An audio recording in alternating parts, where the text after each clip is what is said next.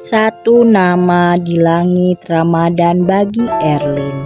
Mencintai Nathan adalah ibadah paling panjang yang ia jaga dalam sunyi. Sejak masa SMA, Nathan, kakak kelas yang cerdas dan tenang itu adalah pusat gravitasinya. Namun, Erlin bukanlah gadis yang pandai bersiasat. Ia memilih jalur rahasia, melangitkan nama Nathan di setiap sujudnya. Tahun demi tahun berganti, setiap kali Ramadan tiba, doa Erlin tak pernah berubah. Di antara aroma mukena dan dinginnya sepertiga malam, ia selalu berbisik, "Ya Allah, jika ia baik untuk duniaku dan akhiratku, dekatkanlah." Ia mencintai Nathan dengan cara yang paling sopan, yakni tanpa pernah memberitahu sang pemilik nama. Setelah bertahun-tahun kehilangan kontak pasca lulus, sebuah kabar sampai ke telinga Erlin melalui grup alumni. Pesan singkat namun menghancurkan. "Selamat untuk Nathan dan Dewi atas pernikahannya." Dewi adalah sahabat mereka sendiri.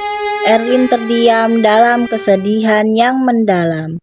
Malam itu, untuk pertama kalinya, doanya terasa berat. Ia mencoba mengikhlaskan dan menganggap doa orang lain yang lebih hebat dari doanya. Ia pun mulai menatah hati meski luka itu terasa nyata.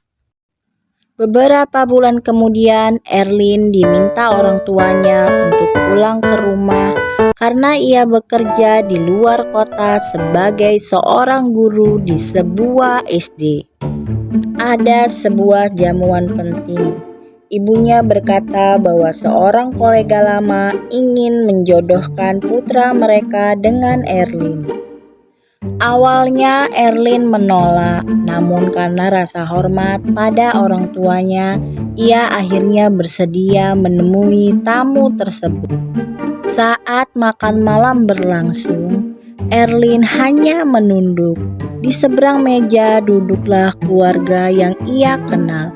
"Alhamdulillah, akhirnya kita bisa berkumpul. Selamat juga ya untuk Ferdi, kakaknya Nathan yang baru saja menikah dengan Dewi." Erlin berdegup kencang. "Ferdi? Jadi yang menikah dengan Dewi adalah Ferdi, bukan Nathan?"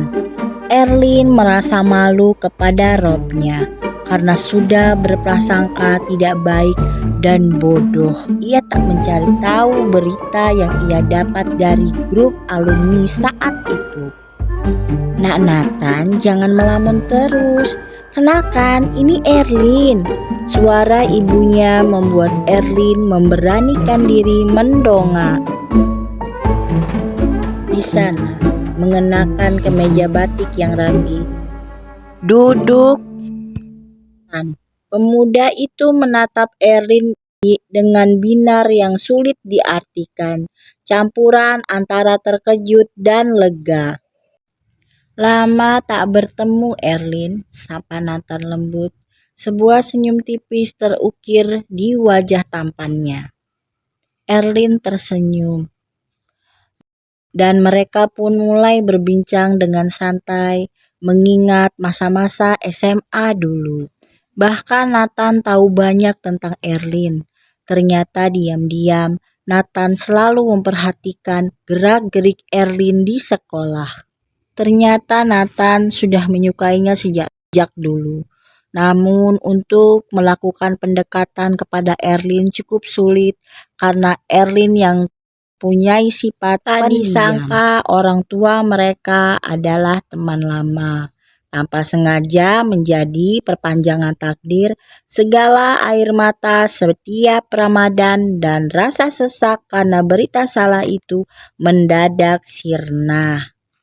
Erlin baru menyadari bahwa Allah tidak pernah mengabaikan doa.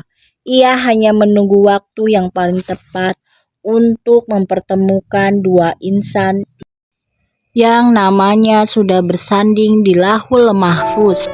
Erlin dan Nathan pun menikah dengan balutan busana perkawinan yang elegan dan sakral.